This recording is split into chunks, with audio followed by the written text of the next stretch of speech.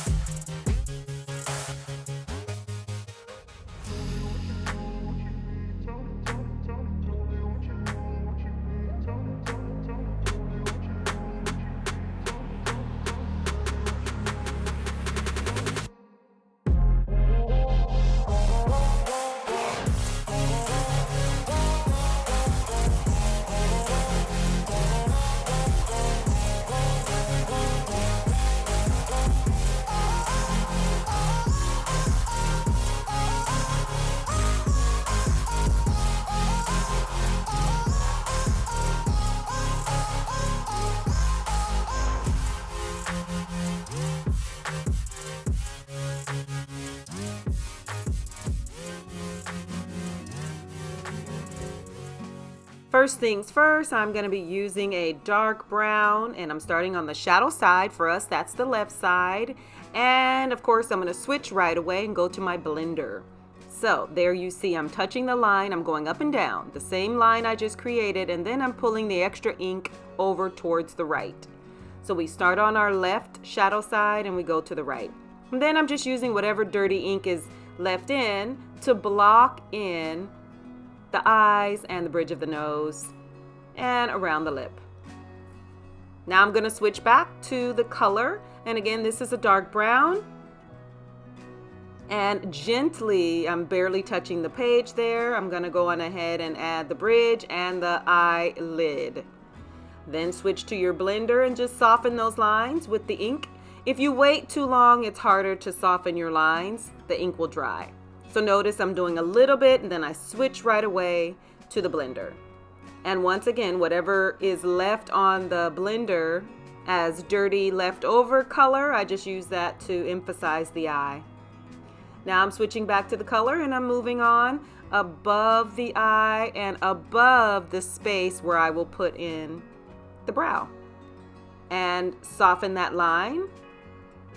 Notice how gentle and light that line is. So as you're putting these lines in, don't press hard, especially if you have a new marker.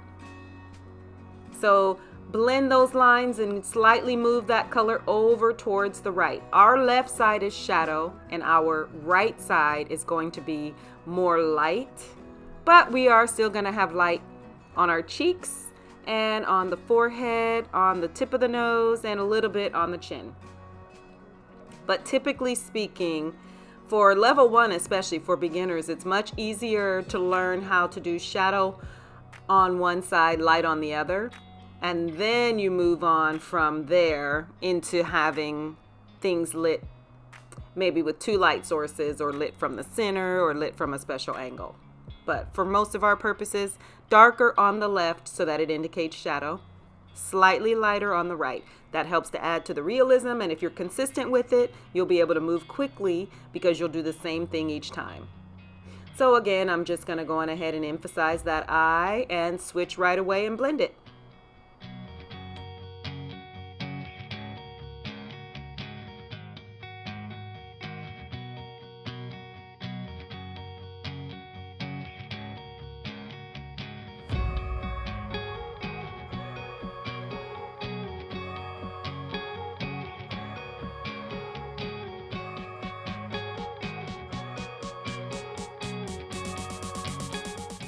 I'm gonna go on and add a little bit more to the bridge of the nose. Same marker, I'm not changing my marker yet.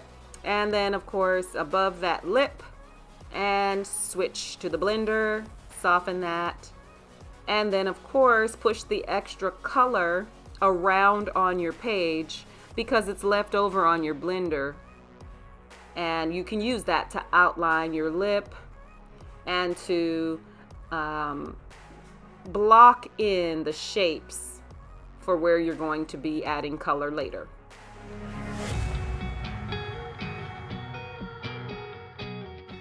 I will continue top of the eye, bottom of the eye, switching over, blending that, softening it down, and that will be the first layer. And then I'm going to switch to another color. So watch and follow along. Hopefully you are sketching and not being a spectator. I would love it if you're sketching right along with me.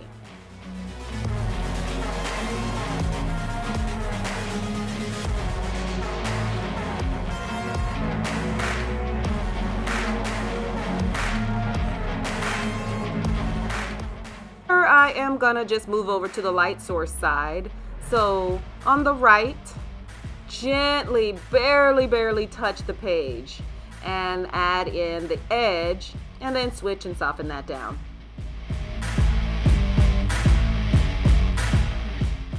Continue on repeating as much as you like. So if you feel like you have enough color at this point, you can move right on and add the eye color and add the lip color. But if you feel like you want it darker, go on ahead and continue watching.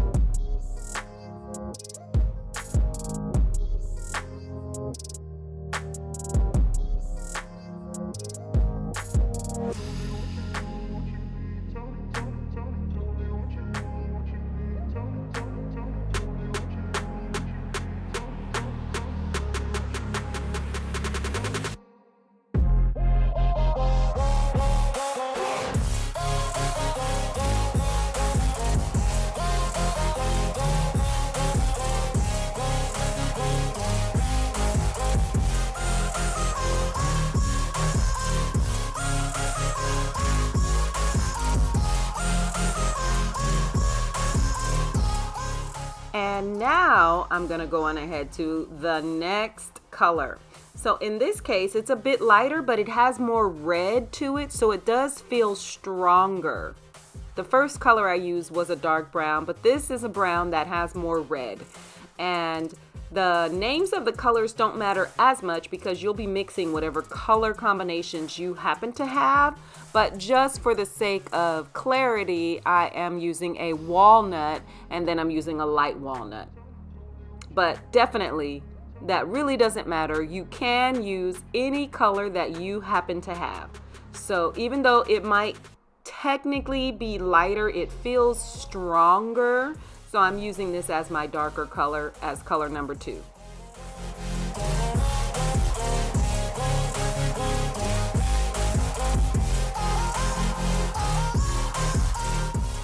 And I will continue on with this second color. And again, I can't tell you enough. This is really preference. This is not right or wrong. So when you feel that you've achieved whatever dark you're looking for, you're done. You don't have to continue on. Once you get what you personally want, that's all you need.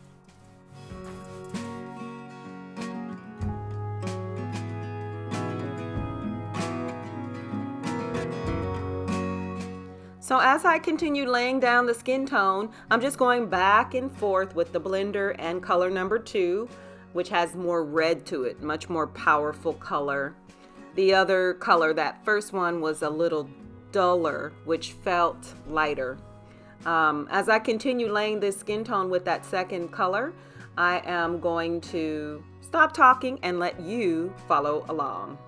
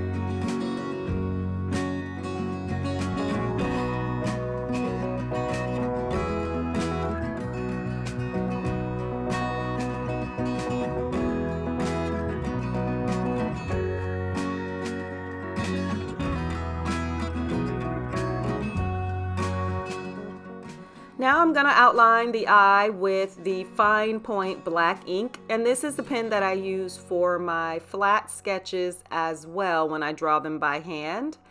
Also, I'm giving lashes, and remember, you can give as many or as little as you would like.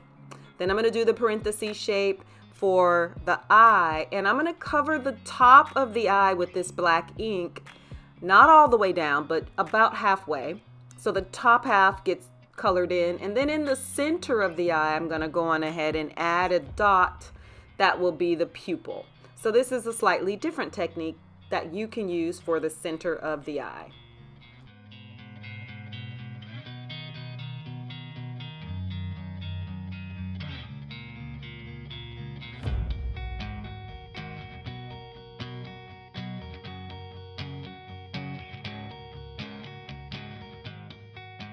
As I said, this is a woman who is from Africa, and so now I'm going to add her brows with a purple. This is a violet purple, and I've switched now to colored pencil. So that's my first layer. And then, of course, I'm going to continue layering with different colors.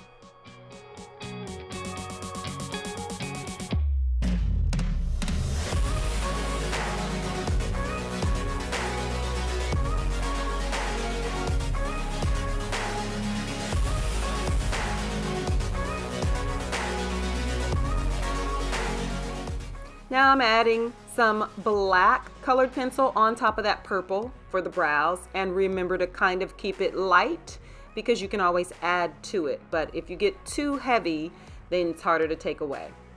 And now dark brown on top of the black. So that was 3 colors that I used in colored pencil.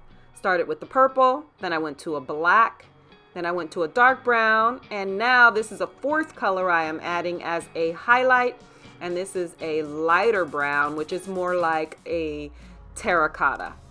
This has that red in it.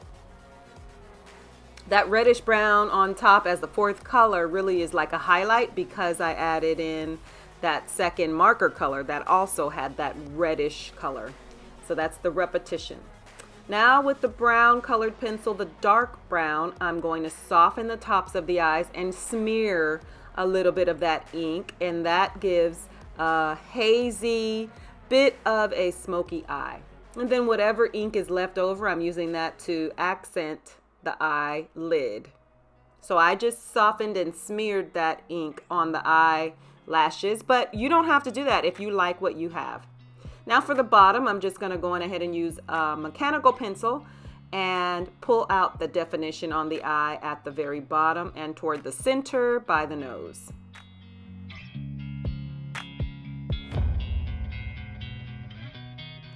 I have added a little bit of lash with the mechanical pencil as well. Layering is how you get depth. So having ink and then smearing that with colored pencil and now adding mechanical pencil is just a combination that you can use to get depth. Now I'm going in with a very, very bright, soft terracotta. This is like an orange almost, and I am just warming up the sketch. This is like a highlight. Notice the left side still feels more colored or darker because there's a shadow on the left. And notice the right side does feel like there's less color or more light because that's where our light source is coming from. So I'm just choosing to warm up the sketch. In makeup terms, that would be adding a glow or a bronzer. So I'm adding a terracotta, which has a lot of brightness, a lot of orange and red added in just to warm up the sketch a bit.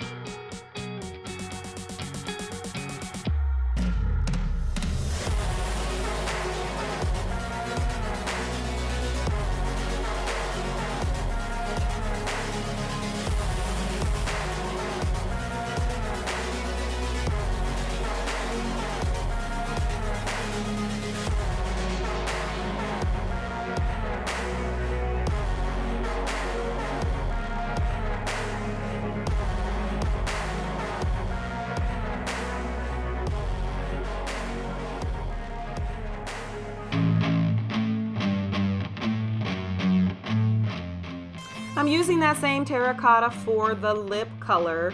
And again, repetition is one of the ways that you can emphasize order because the human eye is looking for a way to understand what it perceives.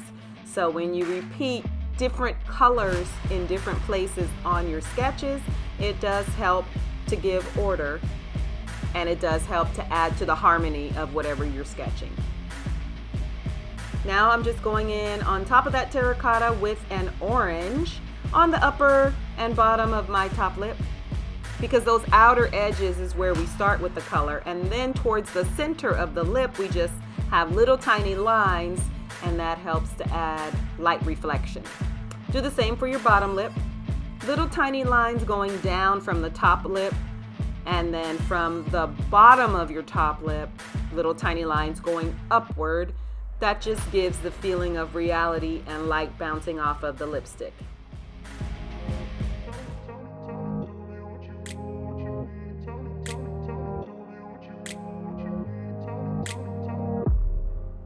Now I'm going to add a bit more flair with the mechanical pencil. So I'm darkening even more and extending a tiny bit the eyelashes.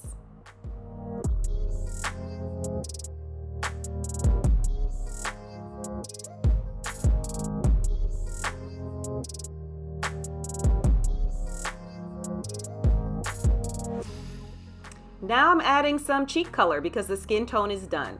tiny small circles. I'm adding a cheek color that is a magenta. Any color you want, of course, can work, and this is colored pencil.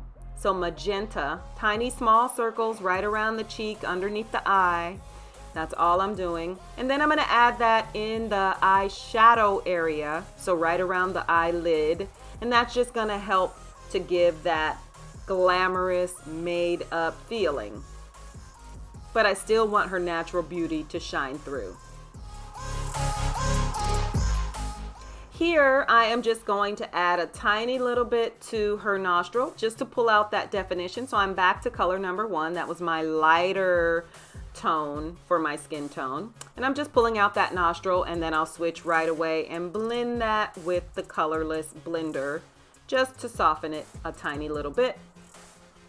And of course, this is preference. If you thought the nostrils were fine wherever you are on your sketch, then stay with that. Now with the leftover ink on my colorless blender, I'm just gonna move up to the bridge of the nose and add a tiny bit more. And again, that is preference.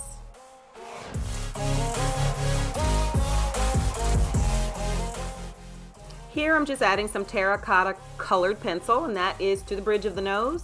And notice that I am really gently touching, not a hard line. And then I have a little smile at the tip of the nose so that the light can be bouncing off of the tip of our nose.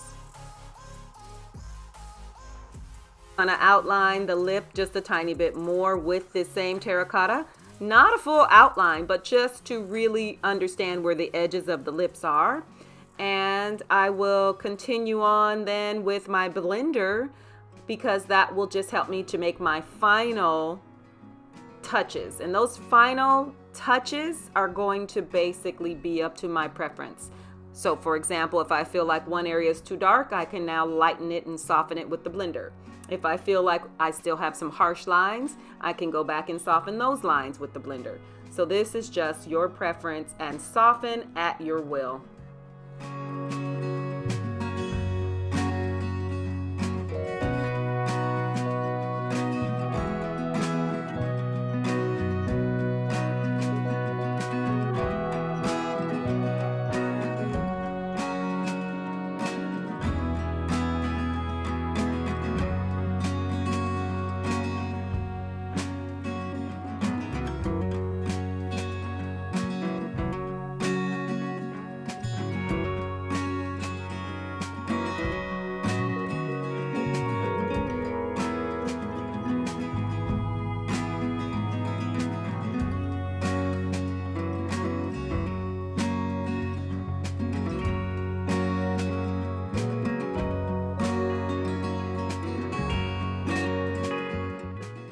Now I'm going back to color 1 just for the ear. I always try to focus on one area at a time. So when we're doing the face, we are literally doing only the face. So that's not the ear, not the hair, not the neck.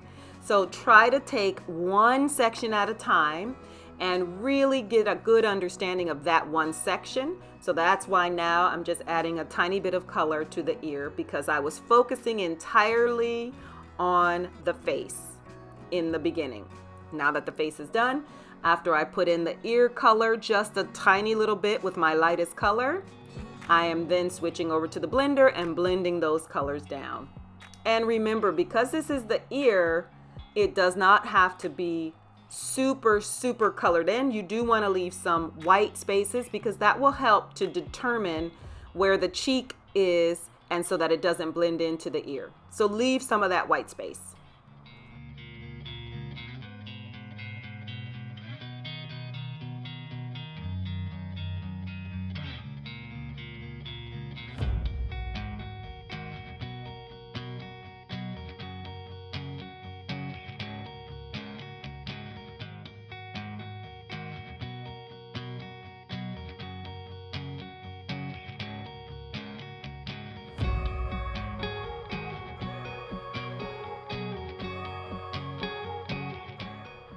Now I'm just going to switch to a mechanical pencil for the brow, just to pull out a little more spiky brow. Like I said, I'm doing a woman who is a very specific culture, and I want to add the spiky brow because I think that works for her look. But you can pick, if you want to have a softer brow, or if you want to have a different type of a arc for your brow. And then that's it. You've done it. I'm super excited to see your work. Thank you so much for watching Fashion Sketching with me, Miss Osuna. I'll catch you next time.